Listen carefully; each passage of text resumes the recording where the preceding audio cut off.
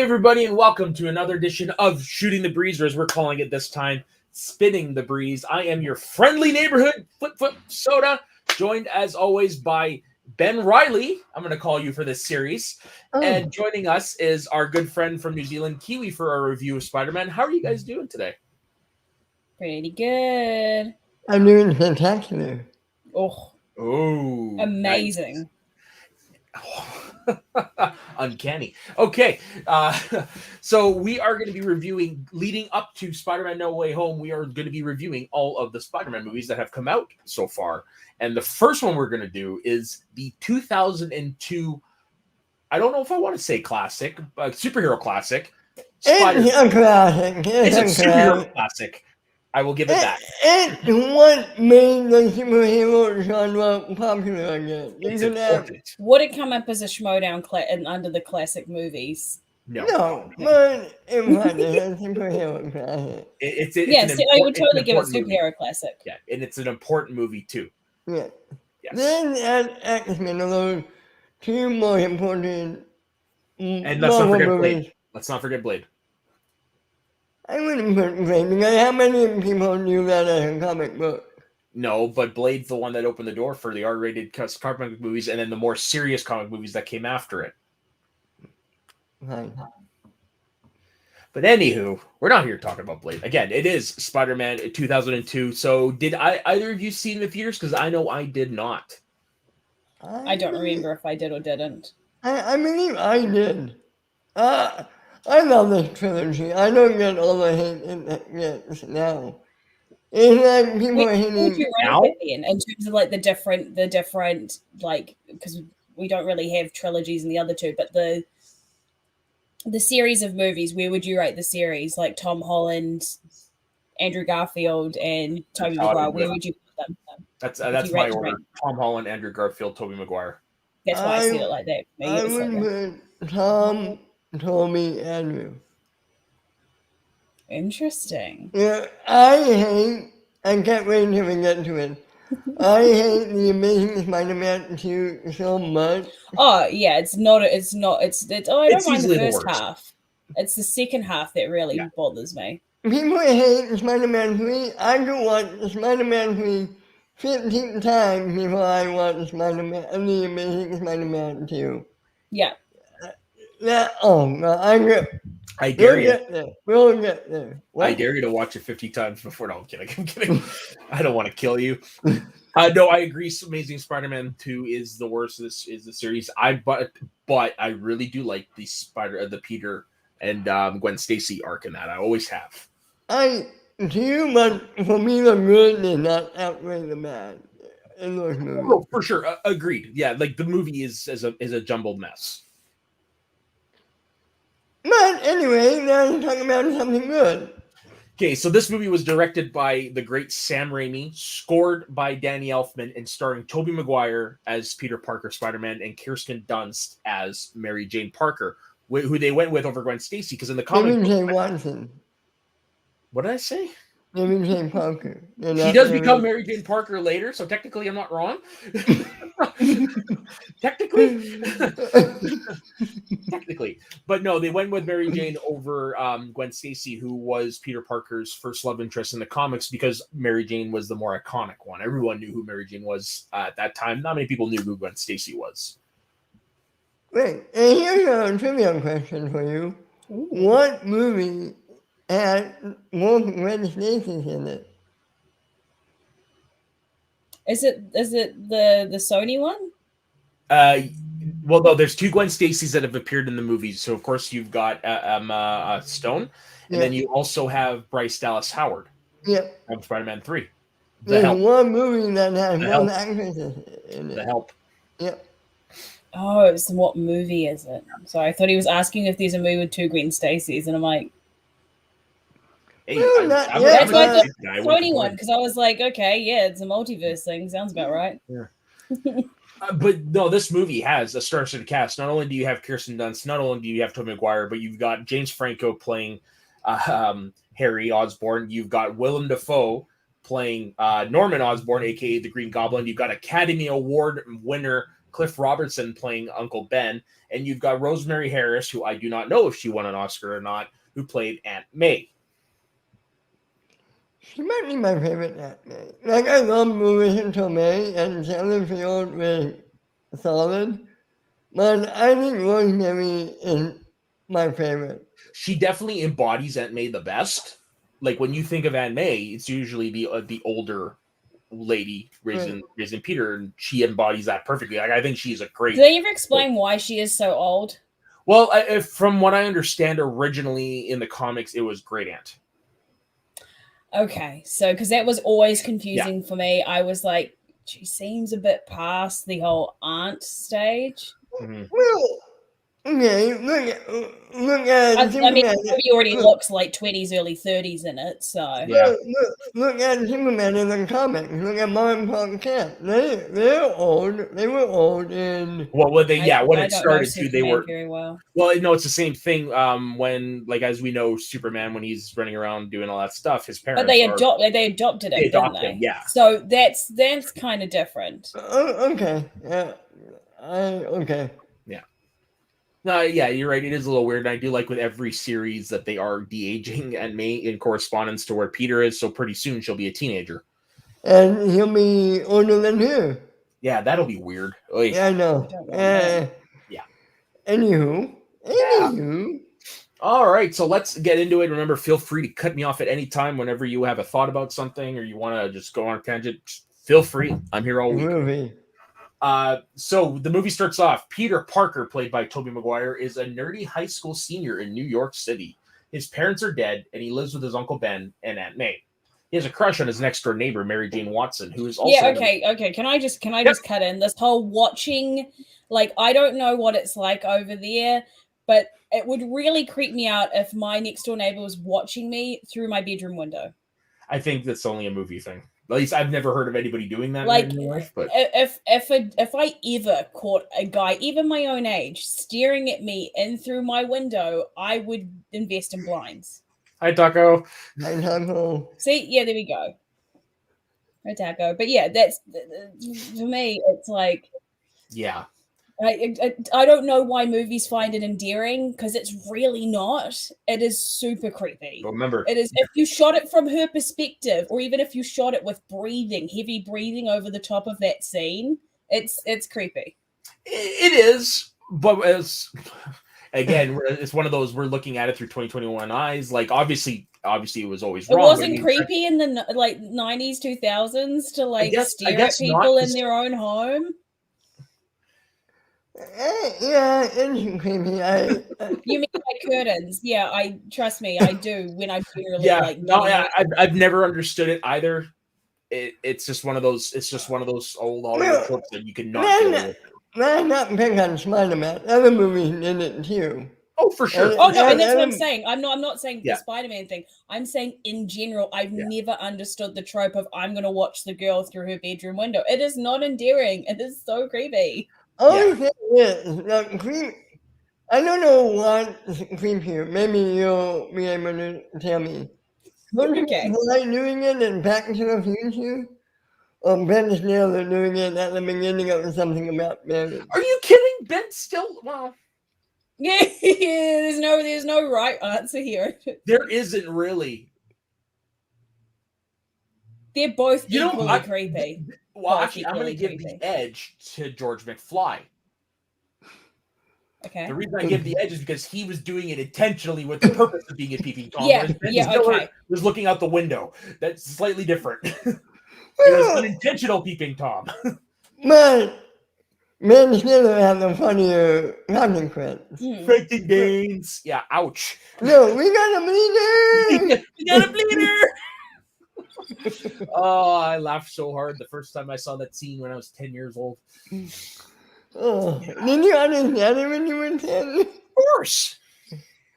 I think every guy who saw I don't think I did. I was a girl and we didn't know about boys, so. Well, by that point, I'd been watching movies like Police Academy and stuff like that, so I already had a leg up on the raunchy comedy. Wow. Yeah. Okay. Her boyfriend, Flash, played by a prepubescent Joe Manganiello, And his buddies pick on him. Peter's only friend is You Harry say Osborn. prepubescent like he didn't look 40 in that film. He You looked like say prepubescent, but he definitely didn't look prepubescent to me. he looked like a chair. If that a chair dude rolled up to high school, would you believe he was a high school student? He is the No. equivalent of "Hello, fellow kids." Like, come on. Yeah, but if you look at him compared to him now, he's a freaking baby. Yeah, but still, he does not even pass for like early 20s in that film. Okay, let's get something real straight right here. Do any of them look like they were in high school? No, none of them. Their teacher looks the same age as them. When he's wandering with them when they're looking at the spiders, he's trying to tell them off. I'm like, is he a student? Is he a student? What is he doing? And it's his teacher. And so it's weird casting decisions. Well, that's just the Let's thing. make Aunt May really old and then everyone else 40. But I mean, like that's the thing that they used to do for many years in Hollywood. They would never cast to age; they would cast older. Look at Grease. Why? Were any of them high school students? In which movie? Grease. Fuck no. There's only one, actually. Only one, Dina Manoff, who played Marty. She's the only one that was, I think she was 19 when they did that. Everyone else was in their 20s. Stockard Channing was in her mid-30s. And, John Travolta was late 20s, yeah. What is that show? Beverly Hills 90210. Yeah, I think them were like early 20s. The only one was Brian Austin Green. He was the only one that was really of age. Yeah. Boy, did he grow up on that show? Yeah, literally. It's fun. It's weird to watch that first season though because he's not really part of the group, but it's just yeah. Hey, you know what? I like that show. It's sad, but I like that show. I own all 10 seasons on DVD. Maybe, yeah. I'm going to say something about it. I don't know if I could do that recapping. Yeah, me neither. All right. Peter's only friend is Harry Osborn, who, though rich and good-looking, is similarly an outcast. Harry, however, is somewhat jealous of the affection his father, Norman, shows Peter. Norman, the head of weapons contractor Oscorp, appreciates Peter's scientific aptitude and can barely conceal his desire that Peter was his own son. Peter's science class takes a field trip to a genetics laboratory at Columbia University. The lab works on spiders and has even managed to create new species of spiders through genetic manipulation and combination. While Peter is taking photographs of Mary Jane for the school newspaper, Tobey Maguire does not play awkward well. No, he doesn't. No. He plays awkward I could cut Spider-Man to look like a horror film. I could cut it so he looks creepy, and it wouldn't take much. It would just take soundtrack. Yeah, exactly. That's all it would take is a little of the music, yeah. Man, talking about the Amazing Spider-Man for a second, what does Martin Sheen say about his Tobey Maguire? He has pictures of Gwen on his computer. So let's not put Tobey Maguire's Peter in the corner by himself. No. You misunderstood what I said. I said Tobey Maguire is a creeper. That's Peter Parker as a creeper. That's the character written to be creepy. This is he plays it like he just looks creepy while doing it. Well, yeah. I mean, Tobey Maguire is supposed to be a major threat in real life. Yeah, that too. That's true. Hell, they made a whole character based on him in Molly's Game. In which movie? Oh, Molly's Game. That's right. Yeah. You never heard any of that? No, apparently. No, this is such news to me. What? It's a piece of work in real life. Ooh. Yeah. Yeah, and did you ever see that McCougar interview? I've only ever heard about it, and I don't want to watch it. It sounds so cringy. Yeah, I mean, that. So going back to Spider-Man, I do think Willem Dafoe is the best person actor in this whole film. I do think, and like the characterization that he has, where he clearly doesn't know how to love Harry because Harry is in his eyes a failure, and as a businessman that's, I'm guessing, multi-million-dollar companies, all of this technology, it must be so hard for him to connect with someone that doesn't have his brilliance. So that's why he immediately gravitates towards Peter. Huh. I don't No, think he's actually genuinely trying to be a bad dad, because at the end, spoiler, when he dies, he says, "Don't tell Harry," and it's because he wants to preserve that Yeah. that love his son has for him. He just doesn't know how to connect. He just doesn't know how to love someone that doesn't, I guess, have the same, or isn't on the same wavelength as him. And for those of you longtime Schmodown fans, I mean, be familiar. And I did I was tell about to bring that up. I have did. a question for you. When you were watching that last night, Oh yeah, I said it to Jess. We were watching it together, and I said, "Okay, remember this moment for when you do your go through of the Schmodown." yeah, Yeah. I don't know what harder to watch, that or the whole Flash Gordon incident with Mike. I remember Don't Tell Peter, but I don't remember Flash Gordon. Okay. What do you mean, don't tell Peter? Isn't it don't tell Harry? See, that's the thing. Kevin Smets. Okay, I don't know what we're talking about, so I'm going to give you a little bit of a spoiler. So Kevin Smets, during his first season, halfway through, he actually made it to, was it a number one contender or was it a championship match, Ben? 1-1 contender, because I think the winner was going to go to play somebody in Comic Con. Okay, so it was Mike Kalinowski, Kevin Smets. Right, that's right. It was because it ended up being Rachel at Comic Con. So it was Mike Kalinowski, Kevin Smets in a number one contenders match. And Smets' last question, now I can't remember if this was his 5-pointer or not, but this was his last question, was what does Norman tell Peter right before he dies? And Smets, confident as all hell, says, "Don't tell Peter." Fuck. Yeah. And that's is this before they brought in the whole final answer thing? Way before. Yeah. Smets took that and completely changed the league after that. That was like a blip in the radar. It was nuts, but it's one of those moments you never forget. Yeah. Yeah, don't tell. Yeah. So, but it's all there. They have little hints that he does really care about his son, but he just doesn't know how to relate to him. He's detached. Yeah. Whereas someone like Peter that has brilliance and raw intelligence, he knows how to mold that. Mm-hmm. So, well, I mean, never mind, we'll get there. Where are we in the plot right now? While Peter is taking photographs of Mary Jane for the school newspaper, one of these new spiders lands on his hand and bites him. Peter comes home feeling ill. It's Spiderman. Yeah. Spider-Man, not the Amazing Spider-Man here, with the not the Amazing Spider Eel. I got it. I'd love to see an eel just flip it, like doing webbing through the ear. I have so many eel facts. Do you know that they're like the most mysterious sea creature? No one knows how the mating rituals and stuff happen. Ooh. I kid you not.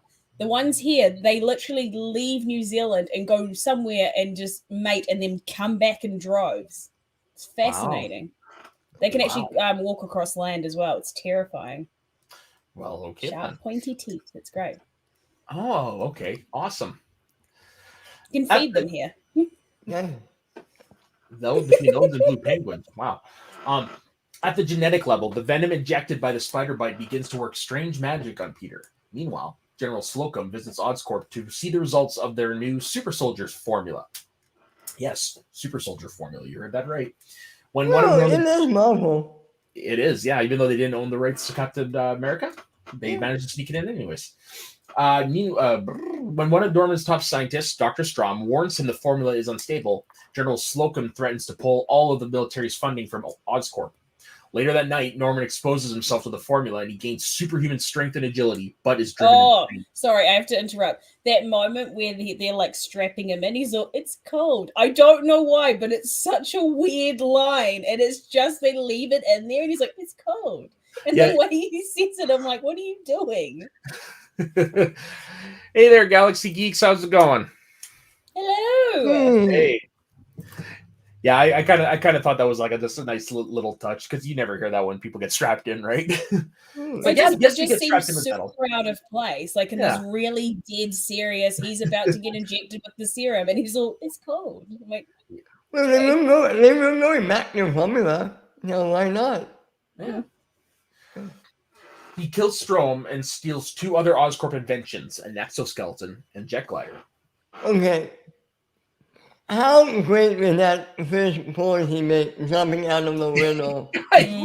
It's great, but it's just like, wow. It's just like so weird. But that's William Dafoe. William Dafoe. Peter wakes up the next morning feeling better than ever. He also learns his scrawny physique now ripples with muscles and his eyesight is perfect. Oh, really? First PG-13 film I ever saw. Nice. Did you see it in the cinema, or was it? He'll answer in the comments. I'm just asking. Yeah, I'm just like, I can't remember what the first PG-13 I can't remember whether I watched it in the cinema or whether I watched it at home. I can't. I know I watched it when it came out, but I don't know whether it was when it came out on, would have been VCR, right? I remember watching it in the theater. Yeah, I didn't get to see it in theaters, unfortunately. The one Marvel movie I didn't get to see in the theaters, and I hate myself for it, is the first X-Men. Oh, I went and saw that one. Yeah. And yep, in theaters, says Galaxy Eats. Nice. Right on. At school that day, he learns he can shoot webs out of Spiderman. Sorry, I need to interrupt because there's that scene right before where he's like following Mary Jane. Oh, that's so cool. Right, but he's catching up to the bus. Yeah, and he's like having the imaginary conversation with her. But then he's clearly not walking to the bus stop because the bus drives past. I'm like, was he late to walk to the bus? And also, where did Mary Jane go? Because, like, does she walk all the way to school? Or no, did they she just showed she got picked up by her friends. Yeah. And he was so lost in the conversation, he walked right past the bus stop, didn't even realize it. Right? See, dude's got to pay more attention. Is that a thing? Do people have conversations with themselves, imagining having conversations with other people? Yeah, I do it all the time, but that's part mental illness. Okay, do healthy people? I think so. Yeah. Are we saying that Spider-Man's mentally ill then? No, I'm saying I'm mentally ill. Yeah, but no. Okay, so do normal people? Yeah. Oh, I'm sure they do. I'm sure they do. Like people do talk to themselves. I've run over it in my mind, but I've never out loud had a conversation where I'm like, "Hello, my name is blah blah blah." No, not like that. Not like that. No. You know what I mean? Like having a pretend conversation with someone out loud is like, yeah. I'm doing in my room. Do you imagine you're talking to a girl? Is that what you do? Do you like walk behind her, like having the pretend conversation with her? You see the implications though. As I see behind a girl being like, hey, I'm Ben. Like, I like to think he was doing that in his head, and he wasn't really saying anything out loud. Yeah, but that's just me. I for a moment I'm like, shit, she can hear him. But then I realized, no, it's the movies. She can't. No. At school that day, he learns he can shoot webs out of spinnerets in his wrists. He demonstrates his own new agility by catching Mary Jane and her food tray when she slips at lunch and then beating an enraged Flash in a fist fight. Now, that stunt with the tray, it took a lot of takes, but Tobey Maguire actually did that stunt. Yeah. They did that practically. I also think that Flash is an absolute dickhead because he goes to King Punch Peter. And the only reason why Peter doesn't get King Punch is because he's got superpowers. The dude was trying to kill him. What did you call it? Is a King Punch not a thing over there? We call it Sucker Punch. Yeah, well, it's basically when you hit someone from behind, and you call it a Sucker Punch. Okay, so it's referred to as a King Punch here, and it's a lot of time. We've had actually quite a few deaths from it as of late, and it's to the point where people are trying to ban it. Yeah. That's the best way to do it when you're talking to your neighbor. Apparently, yes, never spoken to. I'm like, dude, you've been living next door to her since like they were little. Don't worry, Galaxy. We will have this answered by Jess later on. Yeah, I have thoughts. Oh, she does. That night, he and Mary Jane casually flirt across the tent. You meant something very important. Oh yes, the first time he goes and plays with his powers. Yes. Yeah. Don't say plays with his powers like that. Sorry.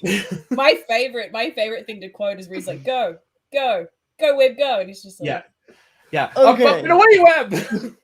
Shazam. All right. I will say, like, if you're looking at the classic representation of Flash Thompson, Joe Manganiello is a great Flash Thompson. Personally, I like Tony Ravioli. Is his last name actually Ravioli? No, that's what they call him over on Screen Junkies. Oh, okay. Like, Revelori. really Tony Revelori. Okay, I want to say something.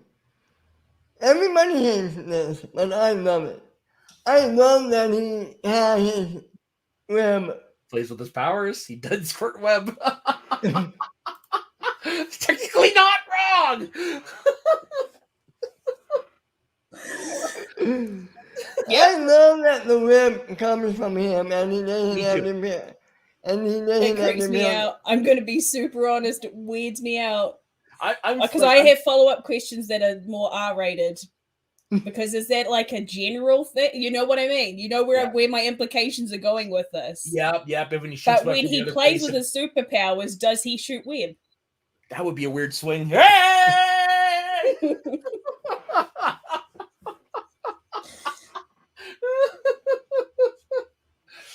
Personally, either or is fine with me. I'm fine either way. To me, it makes sense to have it organic, and it also I do like the spider shooters.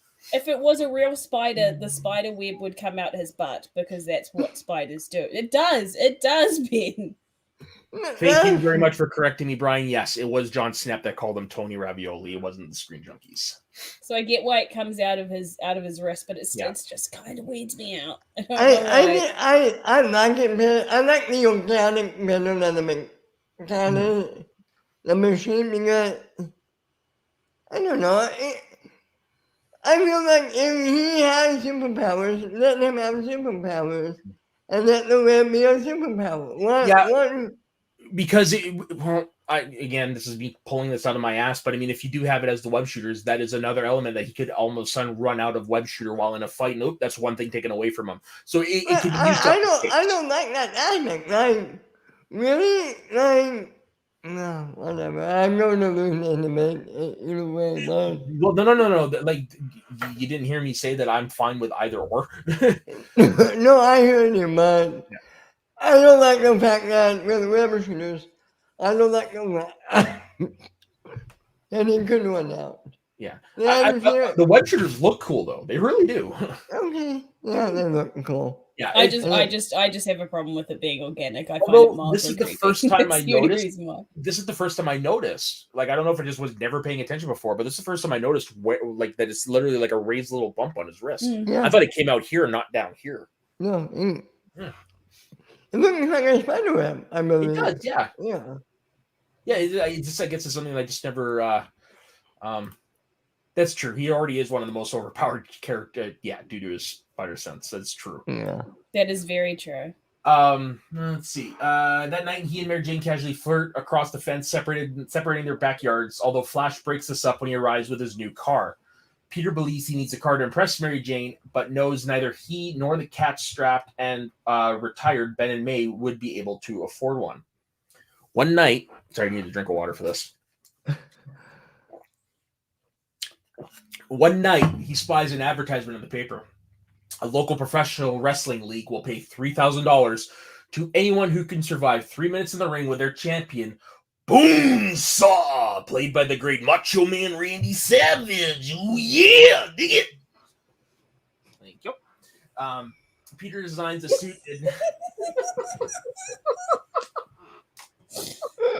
I like that you bowed. You're like, yep. Is that a Randy Savage thing, or is that just a Not you thing? The bow, no, but this is, yeah. I was really hoping it was. No, that was just me going, thank you. Peter designs the suit and heads to the arena, telling Ben and May he's going to the library. Ben and May are worried about the changes in Peter's personality, and Ben insists on driving him. He's kind of a dick, let's be honest. Oh, yeah, for sure. Like, that's kind of why he's one of my least favorite, because he seems to, like, just really turn into a bit of a douchebag. Mm-hmm.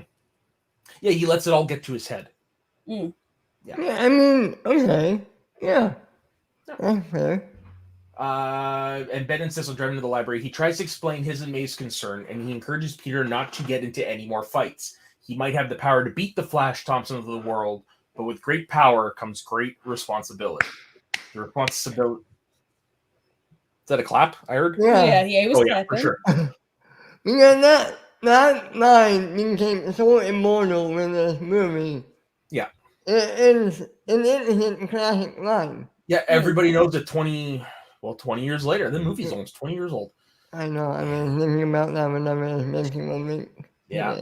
With It- 3 it all- iterations of Spider. Oh, actually, technically, 4 iterations. No, Miles Morales. Does he count as Spider-Man? He does. Yeah, it's live. Not live action. That's full length feature film. I would count it. Yeah, so 4 iterations in 20 years. Yeah, no, it's not bad. But also, Cliff Roberts' performance also is what helps drive that delivery of that line home. Yeah, totally. Like- Yeah, he does a fantastic job at that speech. Oh yeah. My Oh, yeah. only thing about it is he gives like Peter the sage advice, and I don't know how you guys interpret the implications of that to be, because he says you shouldn't be going around beating up everyone just because you can. Mm-hmm. Then he proceeds to go around beating up everyone he can just because he can. Yeah, it didn't hit him until Ben died, I think. I don't think that advice went to his heart until the moment Ben died. Maybe I'm wrong. Oh yeah, for sure. Yeah, because no, Ben's death, that speech and everything is like what I'm assuming one of the things he's thinking about when we see that shot, just sitting him on the skyline. It has to be going through his mind. And yes, right. Bruce Campbell is awesome. It is. Yep. Yeah. Although- This showing, I was like, shit, I know her. Octavia Spencer. I didn't know, right. like this because I know who she is now. I was like, oh shit. Bruce Campbell. I have to say, I think my favorite Bruce Campbell is the second one. Oh yeah, And then- as the usher. And then the third one, and then is my least favorite, I think. What's that one? Is he like a maitre d' or something? Yeah. Hmm. You know, French maitre d' that keeps hassling Peter about the ring. God, I love Bruce Campbell. Mm. He has to be on competitor in the MCU. He has to be. He probably will be. I wouldn't doubt it. I wouldn't freaking doubt it, knowing Sam Raimi's directing it. Yeah. He tells Ben he is not Peter's father, but should not act like he is. Peter not only survives the wrestling match, he defeats Bonesaw in 2 minutes, but the promoter pays Peter only $100. Angry at being gypped, Peter stands aside as the armed robber holds up the promoter. However, when he gets out into the street, he discovers the robber fatally wounded Ben and stole his car. In anguish, Peter chases down the robber and beats him. The robber falls out of a window where his body is recovered by the police, and that same night, a menacing figure wearing the stolen Oscorp exoskeleton and riding the jet glider attacks a weapons test at Quest Aerospace, Oscorp's chief competitor. Their prototype is destroyed, and General Slocum is killed. I want to know what you guys thought of the costume. It looks cool if it was something like this, like a figure, but as a practical suit, I don't actually mind it. I like it. Yeah, I think it looks cool, and I'd rather have that than the main suit, if I'm being honest. Mm. I just really, really, really wish you could see him emote while doing that. Yeah. How would you have done it back then without it looking campy, though? But to be fair, that movie is already campy as hell. No, it's true. It's true. It's just when you're No. watching. You got to think 2002, that wasn't up there enough for it to not look ridiculous. True, but I mean, like you could there are like you could have done practical effects. There are ways, but It I also noticed means that- you I put did your notice actor last through night. like 5 to 6 hours of like intense makeup every time I you did want to film notice with though you can actually see Willem Dafoe through the mask emoting somewhat at the end, Yeah. like because like I never noticed that before. It must be the HD. You can see it into his mouth. Yeah, which is a little weird. Here's the thing, yeah, William Dafoe. Usually, and now I'm going against my own belief. When you have William Dafoe show his face, yeah, my God, some of those scenes when he's talking to the goblin in the mirror, Yeah, God, it's so dang, good. it's amazing. Yeah. Forgive the pun, man. It's amazing. No, for sure. Willem Dafoe is a great actor. Hmm. Great actor. Peter is inspired by Ben's admonition to use his spider powers for the greater good. He designs a new costume, which how the hell? He Yeah, went they from kind of scripting- skip over that. That's why it makes a lot of sense with the other iterations of Peter Parker that make the web shooters. Okay, they're probably clever enough to put together some form of a costume. Yeah. Where's this one? Well, I mean, Secret art degree. He's a fashion designer on the Exactly. side. He actually has a tailor in Queens. Like, it just makes no sense. The jump from what he gets to, from Yeah. what he goes into the ring with. I'm like, Yeah. Peter, but you know he has a sick guy, and you know who the sick guy is? James Gunn. Yes. How I Met Your Mother reference. Very much Yeah. appreciated. He designs a new costume and swings around New York, foiling petty robberies and muggings as the Amazing Spider-Man, a name he borrows from the announcer at the wrestling match. This does not endear him to J. Jonah Jameson, played by the great J.K. Simmons. So great, they brought him he's back. so good in They it. brought him back. You couldn't pick a better J. Jonah Jameson. The only person I can see come close, possibly Jim Carrey. Okay, I could see it, but I don't think he would be as good as J.K. Simmons. No, I don't think he would be a good, but I think given the right material, I think he could have pulled it off, in my opinion. Yeah.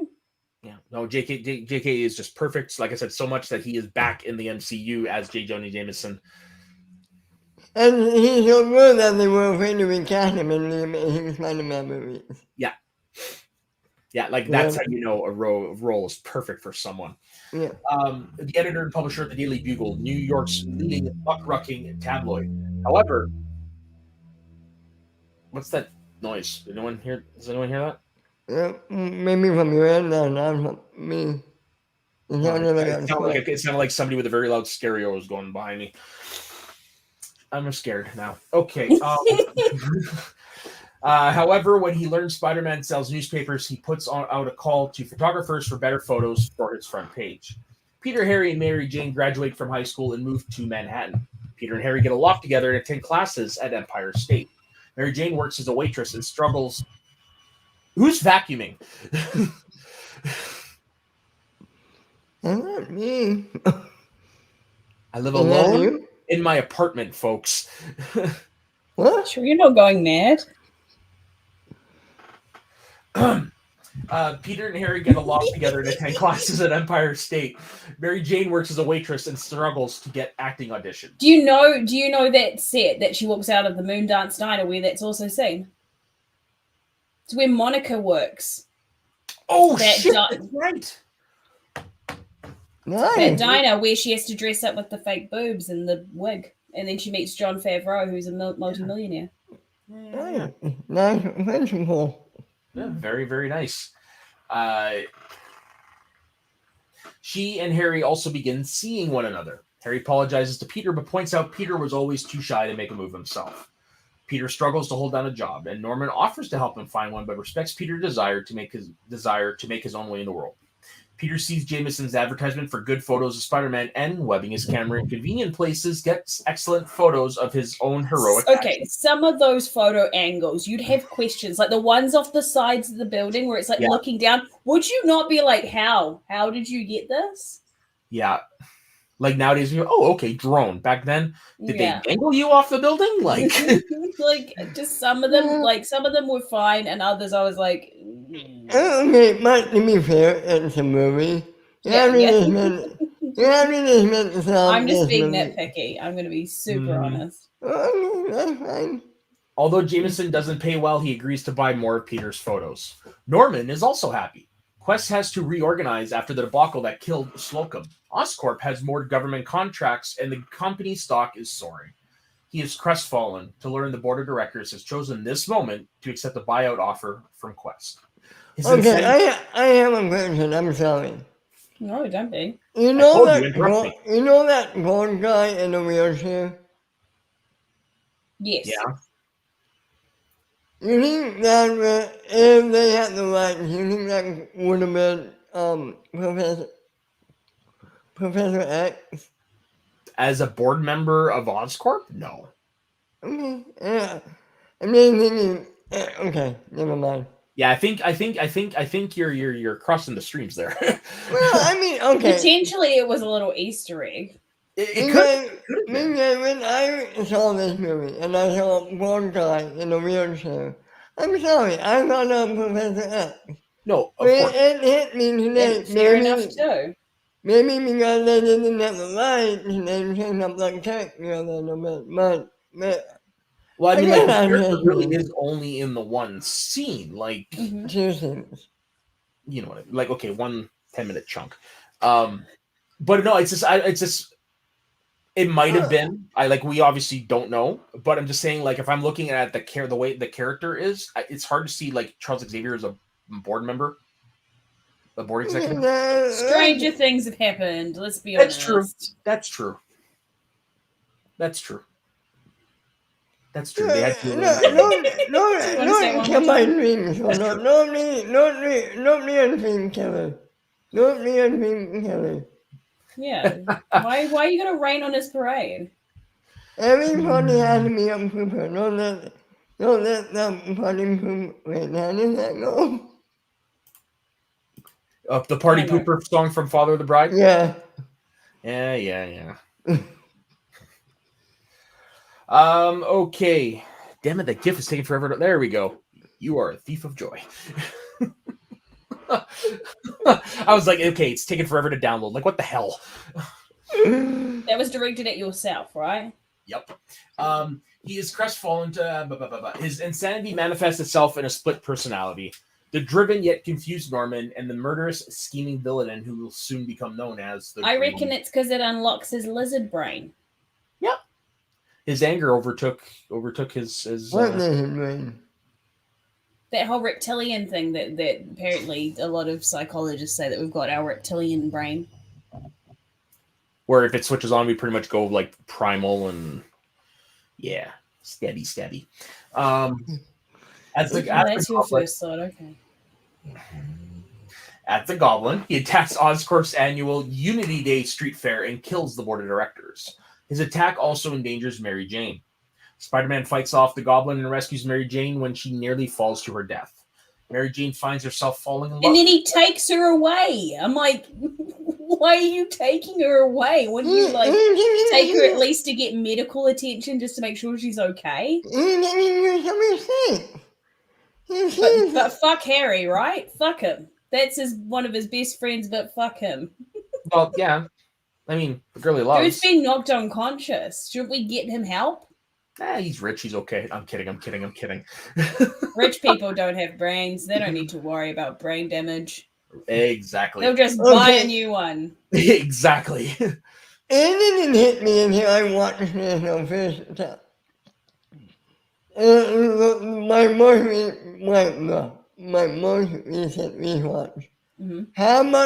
How obvious that Spider-Man looks like a dummy when he's swimming with him. Yeah, didn't we talk about that last night too? Oh yeah. Yeah, and then also if you watch it carefully, her hair's blowing the wrong way. Yeah. She's traveling backwards and her hair's also going backwards. I'm like, they're going this way, but it doesn't look really good when someone's hair's all like... No. This movie is so goofy. I love it. It's the reason why the third one's my favorite, because it is the most goofiest. So they fully lean into it. So back to the hair thing. I got a funny story. So when I was living in Vancouver with my roommate Randy, her sister, one of my best friends, Ashley, and our mutual friend Marina came down. So they decided, we're here for the weekend. Let's splurge. They decided to rent a convertible. So we met them at the airport. We're driving back to our place in a convertible. Beautiful day. Their hair's blown in the wind. We come to a stop sign. Marina's hair just falls perfectly back into place. I look over. Randy looks like she's been in a wind tunnel. Goes, you suck. To Marina. That's exactly how it goes. Yeah. Just like... Anywho, Spider-Man, blah, blah, blah, blah. Mary Jane finds herself falling in love with Spider-Man, a feeling only reinforced when he's... I'm gonna call BS on that. It's a white knight thing. So I have this theory about MJ where she has an abusive father, so she's already got that. Like, no, put it back, please put it back. For like without being one of those people, because I hate this term, but daddy issues. Hate it as a term, but it's the easiest way for people to understand. So she comes from a very abusive household where her only male father figure is abusive. So women like that generally tend to gravitate to either white knights who that's what Spider-Man is. What does she know about him to fall in love with him? Like, let's be really honest here. He saved her. He's That's pretty much it. okay, cool. That's it. That's really all it is why she fell in love with I had a Spider-Man. firefighter who saved me from a tree when I was really drunk. Didn't marry him. Didn't fall in love with him. It's more believable that like Lois Lane falling for Superman is more believable because at least they're like she's seeing him the way he's acting, how kind he is, what he does. It's easy to fall in love with a guy, whereas she Spider-Man, puts him on this pedestal where she doesn't actually know him. Yeah. It's the same reason as like people who are in love with a celebrity. You're not in love with them unless you genuinely know them. Okay, It's the same thing. Mhm. Here's another example. Back to the Future. Mhm. Marty's mom falls in love with him. Falls in love with him because she needs him back to health. They're There you Florence go. Nightingale syndrome. Yep. Yep, it's exactly the same. It's just another version of it. But that's Yeah. so I kibosh any notions that she's in love with Spider-Man, because any notions that she has of being in love with him is purely based on this perception of him. It's not love. And one thing I actually just realized now is the way they wrote Mary Jane is Gwen Stacy from the comics. Everything about Mary Jane is Gwen Stacy. Except for the She's not likable.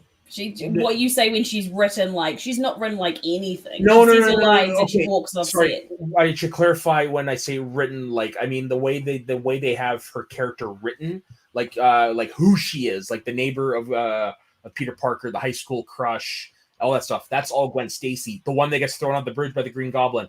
That's Gwen Stacy. So the only difference is Mary Jane Watson survives. Gwen Stacy gets her neck snapped.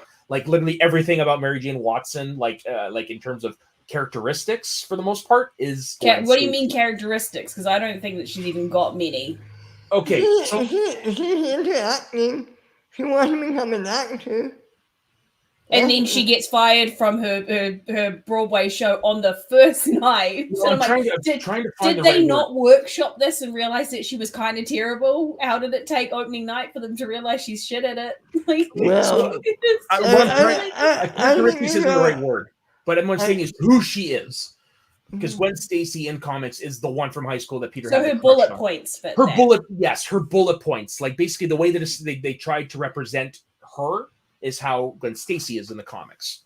Because okay, so I have to ask you because I've already asked Soda and then I picked it apart because he gave me an answer and then picked it apart. Okay, do you find MJ in any way attractive as a person? Like I'm not knocking Kirsten Dunst because she is gorgeous, like nothing on earth, beautiful. But in terms of character wise, do you see? She's annoying. She's all over the place. She's a mess. Mm-hmm. I don't know. She's also emotionally manipulative. Yeah, you did point that out to me. Yeah. Yeah. I was Soda and he was like, yeah. I'm like, what? What about her? And he's like, she's pretty. I liked her when I was a kid. And I'm like, that's not enough. Yeah. If the guy was like, I like you because you're pretty, I'd be like, wow. Yeah. Thanks. I've always preferred Gwen Stacy over Mary Jane Watson in most adaptations because Mary Jane was always not exactly the best person, especially when she first came out. Whereas Gwen Stacy was, no, like that's the girl you want to take home to mom. Like she's a good person. Yeah. Favorite Spider-Man book, Spider-Man Blue. It tells the story of how Gwen and Stacy fell in love, told by Peter Parker through tape recordings. Really good book. Wait. Okay, so in this book, it's on Valentine's Day. Peter he's in the attic. He's sitting there with a tape recorder, and he's retelling the story about how him and Gwen Stacy fell in love. So basically, I thought you said how Grant and Mary Jane fell in love with each other. That is on a different Earth, on a different Marvel universe. That is something totally different. But no, it's told through a series of flashbacks, and it pretty much retells their love story that you've seen for the comics. But then it's revealed that he's actually married to Mary Jane. She walks upstairs to see what he's doing. He's just like, "Oh, I'm just talking to Gwen," and she says, "Say hi to me for her." Hi to her for Say hi to her for me. Were you guys? Say hi to me. Come on. Were you guys into the 90s Spider-Man animated show? I was, but I tried to watch it. I cannot get into it now. Really? Yeah. Well, you know, I did prefer Batman. I will be honest. Batman was above Spider-Man for me, but I did watch the Spider-Man series. You know who played him? Yeah, Christopher Daniel Barnes. Yeah. He played Prince Pete's Eric. like, well, thanks for that. Fucking thanks for taking that away from Who you're me. talking to? I know. No, Christopher Daniel Barnes, for those you don't know, he voiced Prince Eric in The Little Mermaid. He also played Greg Brady in the Brady Bunch movie and the Brady Bunch, Very Brady sequel. Those movies are underrated. I love those movies. The first one for sure. Not a fan of the second one? I don't remember it as much. The only thing I remember is Tim Matheson showing up as the husband. That's all I remember. Oh, and also Greg Brady falling in love with his half sister. And Genie showing up at the end, reminding me of Genie. Yeah, I forgot about that part. I need to rewatch those. Okay, where was I? Yeah, okay. Mary Jane finds herself falling in love with Spider-Man, a feeling only reinforced when he saves her from some rapists a few days later during a rainy night. This time, she thanks him with a deep kiss, and she doesn't know he really is Peter. Now, that kiss... She's still dating Harry. She's still dating Harry, yes. But I think by this point, he's already having reservations. I don't remember. Problem. Still, I don't care. No, I I'm just saying, like, still committed to... trying to remember where they are in the relationship. If I was dating someone, they kiss someone else. They're like, well, to be fair, I was having doubts. I'd be like, well, go, okay. No, sorry. Now you're single, so. Well, this kiss is it the most iconic comic book movie kiss? It's one of the most iconic kisses, period, in movie history. Yeah. I would actually go above that with this one. Because that's one. There's this. What else would you put on that level? Princess Bride. Princess Bride. The Titanic kiss on the bow of the ship with Jack and Rose. I would put that in there. That kiss in the rain. Yep, Notebook, because that's the cover of the DVD or I think even the movie poster. Yeah. I could think of more, but like, I mean, that kiss is so iconic. They redid it in Spider-Man Into the Spider-Verse. Yep. Yeah. I even will get it in Homecoming and Far From Home. That's right. I love Far From Home. I can't wait till we do that one. No, No Way Home. No Way Home. Do you think we'll get that kiss again in No Way Home in some way? Maybe. Do we know if any of the other women have been confirmed other than obviously Zendaya? No, probably not. It's probably similar to how Tobey Maguire and Andrew Garfield have never been confirmed either, officially. So I mean, anything is possible. I genuinely, I have this hope that they aren't in it. I would love it if they genuinely aren't in the film. It would make my day. Imagine leaving and you don't see them, and all this marketing stuff is just not true. That would be funny. That would be hilarious. I wouldn't even be mad. I'd be like, this is great. If I'm being honest, like, I don't think you could bring Gwen Stacy back from the Andrew Garfield universe because she's dead. But you could easily bring. Yeah, but what if you did, and Andrew has to go back to his own timeline, and he's like, but in this timeline, Gwen's alive. That's a fun. See, they need to do more of these tough decision ones. And they probably that's what I hate is a lot of these MCU films, even superhero films in general, always steer away from the hard decisions. Like, you guys have played the Spider-Man game, right? Oh God, yeah. The ending of it, where Spider-Man, sorry, spoilers, but I know it came out like 3-4 years ago now. Yeah, 4 years ago. Yeah. Where he has the decision of whether he saves Aunt May, or else he saves everyone. Yeah. That is a really difficult, horrible moment, but there's only one clear decision. Even Aunt May tells him, he's like, I don't know what I'm going to do. And she goes, yes, you do. Yeah. Like, those are the decisions. Imagine that. Imagine Andrew Garfield Spider-Man finds his Gwen Stacy in this universe and she's still alive and he has to go back. Or another one you can even use is Iron Man in Avengers Endgame, because at the beginning of the movie, we see him. He finally has everything he wants. He's got a family. He's got a daughter. He's got a nice, quiet life. He says, I have to keep this no matter what happens. What does he do at the end of the movie when he realizes there's only one man? Makes the sacrifice. It's not the guy to make the sacrifice play. Oh, Logan dying at the end of Logan. Oh, yeah, or Logan dying too, yeah. Okay. I wonder... Could we? Never mind. Well, Mary Jane with Cat in the Amazing Spider-Man. Shailene Woodley, yes, correct. They even filmed scenes with her, but they were deleted. Couldn't get her in No Way Home. Nope, because she is no longer considered canon. Okay. Also, probably given the whole Aaron Rodgers thing, they probably want to steer very clear of her. Yes, she's dating or is engaged to Aaron Rodgers. Oh, then never mind. Okay. Yeah, I'm just but- putting it out there. There's probably also a reason why James Franco isn't going to make an appearance in this film either. Yeah. Like, But Disney's very good at keeping the distance with anyone that's considered you're right. controversial. They're like, I had no idea Come on, about. true, but Shailene Woodley's Mary Jane is not canon. They pretty much, when they deleted her from the movie, they said this character doesn't exist anymore. yeah, well, Oh, okay, technically she okay. doesn't, right? Because like Yeah. she was never shown in the Exactly, film. she was never shown, so they could easily recast it. Okay. But we've already got an MJ, and she's fantastic. Oh yeah, I Zendaya. I hands down prefer her in Far From Home.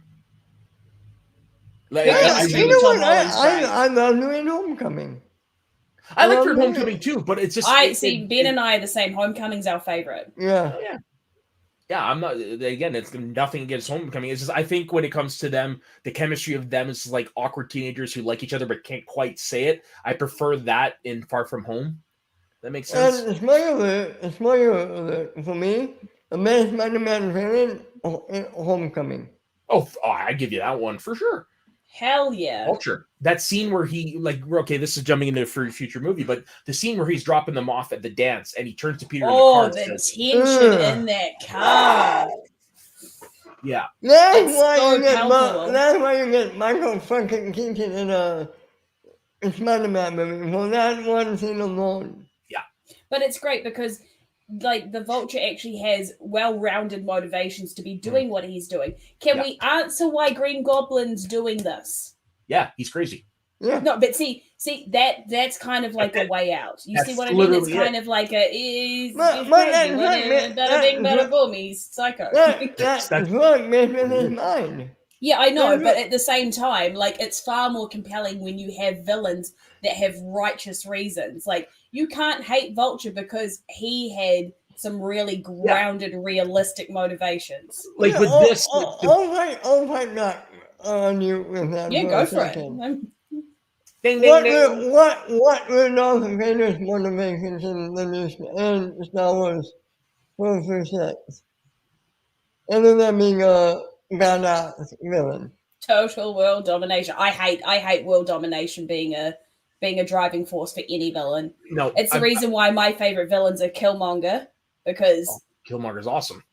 very on the nose racial inequality story, grew up in the projects, has seen the injustice, wants to make it right, just going about it the wrong way. So he's a great, compelling villain. And then you've got Vulture that had everything taken from him, and he's trying to survive in a dog-eat-dog world. Great villains. Yeah, like the thing with Green Goblin doesn't really have motivations per se.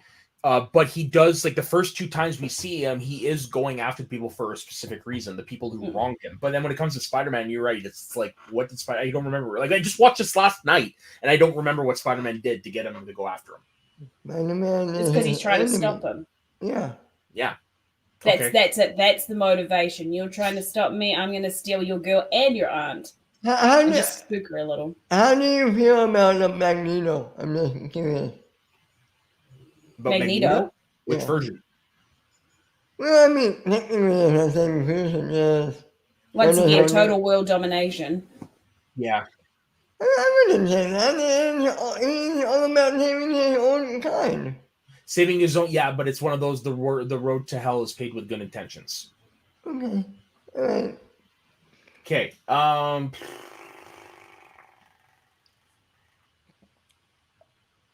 Where was I? Okay. Fuck. Okay. Yeah, there it is. The Goblin decides he and Spider-Man should be partners. He attacks the Bugle office to lure Spider-Man into a trap using knockout gas to subdue him. And then Is that a great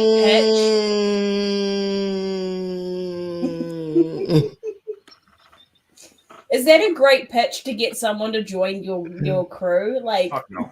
Oh my God. I'm going to lure you into a trap and then convince you to join me. I'm How, going to steal your how, girlfriend and your mom. how corny and goofy was that scene when the Goblin was talking to Peter on the bridge with the whole knee snapping? It's like this. It's like that's where it's like looking at that. It's like shit. They should have been able to emote. I did like the fact that J. Jonah Jameson didn't give up to give up Peter Parker. Yeah. That was a great show of character. How even though he's a bit of a dickhead, he's not actually a bad guy, because he could have quite easily just save his own skin, given up Peter Parker. Now, if he'd have known Spider-Man and Peter Parker were one of the same, now would he have still held it? Potentially. Yeah. I still think so, because he's like, why would he care about Peter Parker? He's just a guy that brings him photos. No, but if he knows he's Spider-Man. No, but here's the thing: is I don't think that he thinks Spider-Man's a bad guy. He likes sensationalists because sensationalist headlines make people read it. So anything that angers people, they're going to read it. Yeah. Oh, well, because I was going to say he's the one that actually did pay for Matt Jargon to become Scorpion, so. And Spider-Man 2. Have you guys seen that deleted scene of Shane Shorter in the Spider-Man costume? Yes. No, actually, I haven't. But have you seen the one where Alfred Molina with the arms attached to him breaks out into "If I Were a Rich Man"? Hey! Yeah. That was one of the first actual true Easter eggs I did go try to find on DVD. Yeah, I haven't seen that one. You know what I'll be looking up after we get off this? For sure. Okay. And he warns Spider-Man the city will eventually turn against him, and then they should rule it together. A few days later, on Thanksgiving, a Goblin starts a fire in an apartment building to get an answer from Spider-Man. Spider-Man refuses to join with Goblin, and the two fight. Spider-Man receives a bad cut in his arm, and as Norman and Peter, the Green Goblin and Spider-Man are due at the loft for Thanksgiving dinner. They each race back separately. When Peter arrives to dinner with fresh blood from the cut on his sleeve, Norman realizes Peter is Spider-Man and hastily leaves. On the way out, he insults Mary Jane and she leaves, hurt that Harry didn't defend her. That night, Goblin attacks Aunt May at home, sending her to the hospital. While visiting her, Mary Jane reveals her crush on Spider-Man to Peter, but they wind up having an intimate moment themselves. Harry sees this and knows his relationship with Mary Jane is over. Goblin decides to strike at Spider-Man through Mary Jane. He kidnaps her, then sabotages a trolley car along the Roosevelt Bridge. When Spider-Man arrives, Goblin gives him the choice of saving Mary Jane or the trolley car, then drops them both from the bridge. Spider-Man manages to save both with an assist from a passing barge and pedestrians on the bridge who pelt Goblin with debris and delay him from his attempts to kill Spider-Man. Goblin instead grabs Spider-Man and throws him into an abandoned building. The two fight, and the Goblin overpowers Spider-Man, even throwing a pumpkin bomb directly at Spider-Man's face, heavily damaging Spider-Man's mask and wounding him. As the Goblin holds back Spider-Man and is about to kill him with dual blades, he makes the mistake of threatening Mary Jane. Enraged at this, Spider-Man beats Goblin senseless, overpowering him, but stops when the Goblin unmasks to reveal himself to be Norman. Peter is shocked that Norman is the Goblin, and Norman then tries to reason to Peter that all the actions that had occurred were from the influence of the Goblin's persona upon him. As Norman talks to Peter, asking for forgiveness, Goblin's jet glider appears behind Spider-Man, and the Goblin persona takes over Norman. Godspeed, Peter Parker. Or is it Spider-Man? Which one does he call? Spider-Man. There you go. I mean Spider-Man. Great. If he didn't say that, it probably actually could have gotten away with it. Great scene. And I have the action figure of the comic book representation from the version from the comic books. Nice. Peter is shocked that Norman is the Goblin. Norman is blah, blah, blah. As Goblin's glider appears behind Spider-Man, the Goblin persona takes over Norman. Goblin tries to use his jet glider to kill Spider-Man, but he leaps out of the way just in time. Norman is impaled and killed. As he dies, Norman asks Peter not to tell Harry about the Green Goblin. Spider-Man takes Norman's body. Don't tell Peter. Yeah. Spider-Man takes Norman's body back to his penthouse apartment. Harry sees them and blames Spider-Man for Norman's death. At the funeral, he vows revenge and thanks Peter for being such a great friend. Peter goes to visit Uncle Ben's grave. Mary Jane finds him there and confesses her love for him. She kisses him tenderly. Let me finish first. I'm almost done. She kisses him tenderly, passionately. Peter wants to tell her the truth, but can't. Instead, he tells her he can never be more than her friend. Mary Jane has an inkling that she might have kissed him before, but Peter walks away knowing both his feelings, both his blessing and his curse in life. Who am I? I'm Spider-Man. Fiend. Now, Mary Jane professing her love. It feels so unearned. Like, where Very was much that? so. I've seen more chemistry between a broom and a bucket. Okay. Who had worse chemistry? I'm curious about your guys' answer. Told me Peter and Mary Jane or Anakin and Padme. Go. Oh, Anakin and Padme. Really? Yeah. Yeah.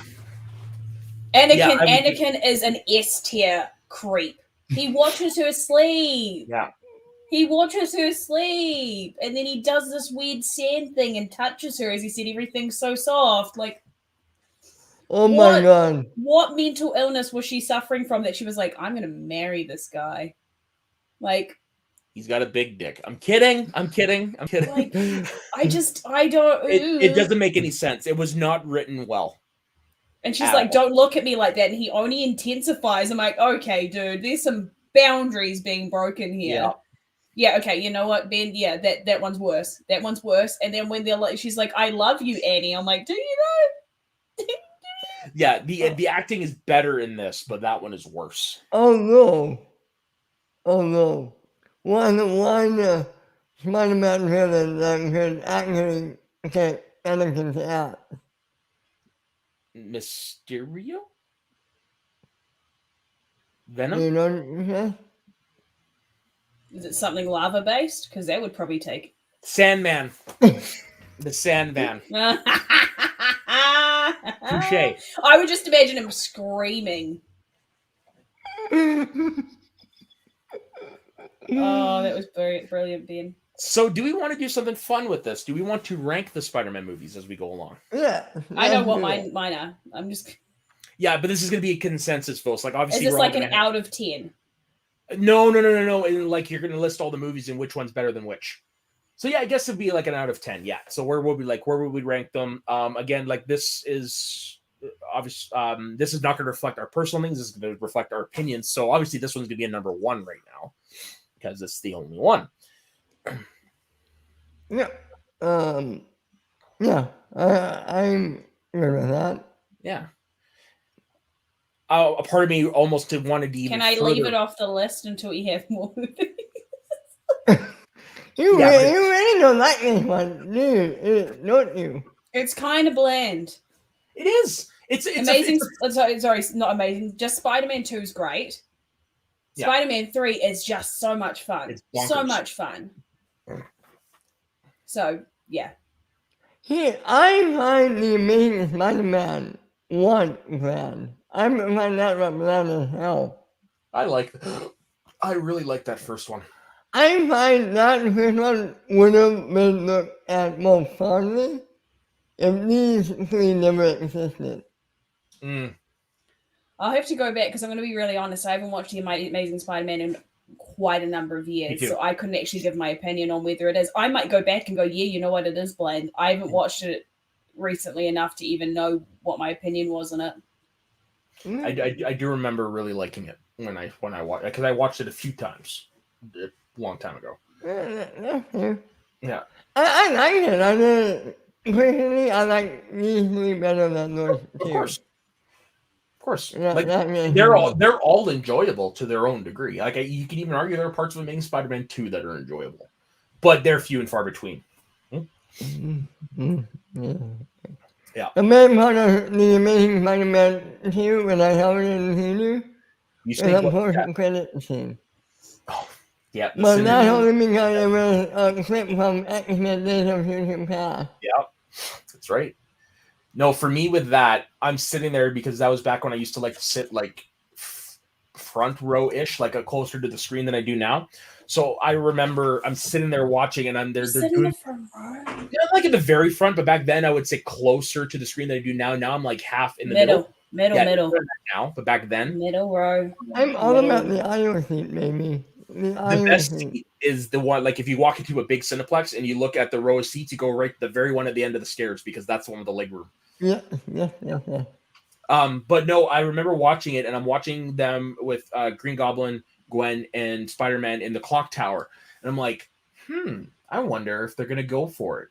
And then all of a sudden you see him dangling Mary Jane, Gwen. I'm like, wow, no, they're not gonna fucking do it. And then he drops her, and you see Spider-Man catch her in the next snap, and I'm like just in the theater going, holy shit, they did the death of Gwen Stacy. Like, holy fuck. Like, for me, that's one of the greatest comic book moments of all time. You didn't see that coming? I mean, I did, with the whole her dad coming in and being like, you need to stay away from her and stuff. I was like, this is gonna end. And that speech at the beginning, it was really telegraph. I was honestly thinking that's something they would have done in the third at that time. But also, I kind of like the third being him being heartbroken by Gwen Stacy's death. And does that change him as a Spider-Man? Is he more vengeful? Has he got all this pent-up rage? I think they could have potentially done quite a lot with that, because I was also people who are grieving, especially in that stage where it's anger. I do remember the first time watching it, I was just so sucked in by the movie, because that's usually what happens when the first time I watch a movie is I just go to enjoy it. And I remember you just love everything. Well, it's after the second and third viewings when I started to get a little more critical, but for the most part, yeah, you're right, I do. But no, I do. I just remember being so sucked into the Gwen Peter relationship that I just was lost in it, and I wasn't paying attention to what was going on. I just didn't see it coming in that sense. But when they did it, I was like, holy fuck! I can't believe they actually did the iconic death of Gwen Stacy. Like, they could have done it anyway, but they couldn't do it. They couldn't do it how it's normally done, because they did it with Mary Jane in this movie. You know what would have been interesting. The play off your idea, Jess. Him to go to grieving in 3. Yeah. But halfway through 3, give him the black suit. Give him all that. Give him that power. That way, at the end of 3, that'd be scary. He could get rid of that black suit, and in 4, that's when he bring in Venom. Yeah, it was probably the direction they were going to, but unfortunately they never got past 2, because 2, while made a lot of money, Spider-Man 2 wasn't great. Yeah, here's the thing: everyone calls it a failure, but technically it's not a failure. It made like it made money, but it also tanked the franchise. It did, yeah. It was a critical failure. It was to the Spider-Man franchise what Batman and Robin was to Batman. I still love those films. Batman and Robin, you can have fun with. No, they are both the movies in their respective franchises that are considered the death of the franchise. Yeah, no, but I love Batman and Robin far more than I enjoy Amazing Spider-Man 2. Me too.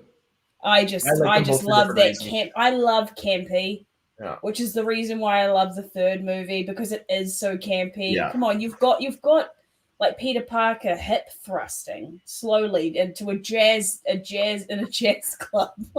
Emo Peter. Come on, emo fringe. They just went balls to the wall with it, and I love that. Didn't they make fun of that in Spider-Man? Yes, they did. Oh yeah. We don't talk about that. Yep. God, I can't. There's a lot of movies coming up that I can't wait to talk about. I legit cannot wait. So as of right now, this movie is at number 1. And next week we are going to be doing Spider-Man 2 with Alfred Molina as the great Doc Ock, one of the more legendary villain performances in a comic book movie. And some people might say Spider-Man 2 on top of 5 comic book movie. Not me, but some people might say that. There's a lot of argue that there's a lot of people that still place at the very top, which is interesting. it's one of those, if you break it apart, it's not good, but it's the sum of its parts. The parts don't quite make sense on their own, but when you put it together, it works. Yeah. I'm glad they like it that much. That's great. Oh, yeah. I'm not being facetious. No, we'll obviously get into it, but that horror scene, that's very typically Sam Raimi, almost is it Evil Dead? Where the arms and everything. He loves women screaming. He loves shots of women screaming. I need to make a supercut of the amount of times women in his films scream, because he really likes those shots. One of those screamers.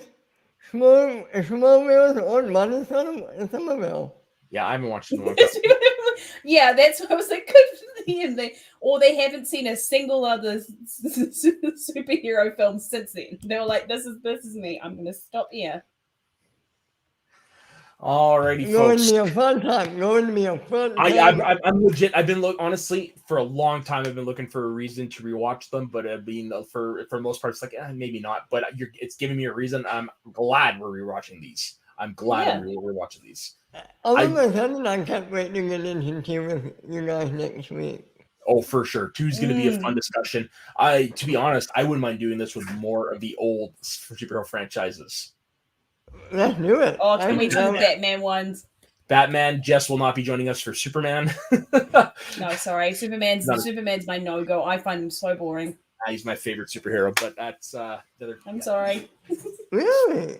Yeah, oh no! Oh God! I wish you wouldn't. And now I don't know why, but another time. Yeah, that's for another time. That'll go into it when we do Superman in review. So all right. So Jess, where can everybody find you? Actually, on Saturday, you can find me on the JCast Network doing their Speaking of Schmodown show. See, that's not easy to say fast. Where we'll be talking about Schmodown. And we'll also have Nikki DeMolanta on. Mm-hmm. And next week on November 18th, I will be hosting the Alien Championship game. We've got Gold Leader and Marie Wilson and our very own 50 Shades and Taco competing for a championship belt. And then we'll be going into the all-night taco stand. So that should be fun. Yeah, and all three of us will be on there at some point. Jess and I will be on for quite a bit. I will be assuming the producer role while being on screen. And Ben, I'm assuming, will be joining us at the beginning again. Yes. Do an all-nighter, Ben. Come on, you got it in you. You know, you can do it. I can't because look, we have a match the next day, don't we? Do we? Yeah. I think it's you and me. I know it's coming up. I didn't realize it was. Yeah. Okay. Yeah. All right. You're going down, Rainer. Speaking of which, Ben, where can everybody find you?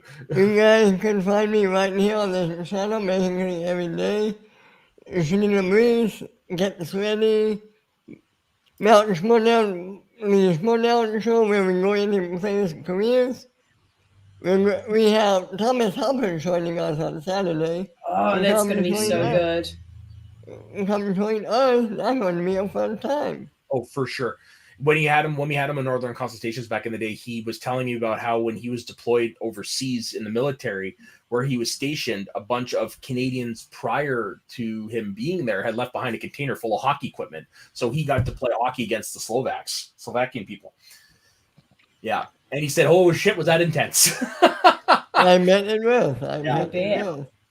And as for myself, you can find me on my personal Instagram and Twitter at soda_the_saxman. You can find me all over this channel. You can find me producing most Saturdays. Let's talk about Star Wars. You can find me on Shooting the Breeze, Get Sweaty, sometimes on Schmodown Night in Canada. Like I said, all over the Squirt Slice Wednesdays. So that's where you can find me. So on behalf of myself, Jess, don't forget to like and subscribe to this channel. Don't forget to like the video. Leave your comments. Tell us what your thoughts are on Spider-Man 2002. And we will see you next week when we review Spider-Man 2 from 2004. Don't forget, everyone, stay sweaty and have a good evening.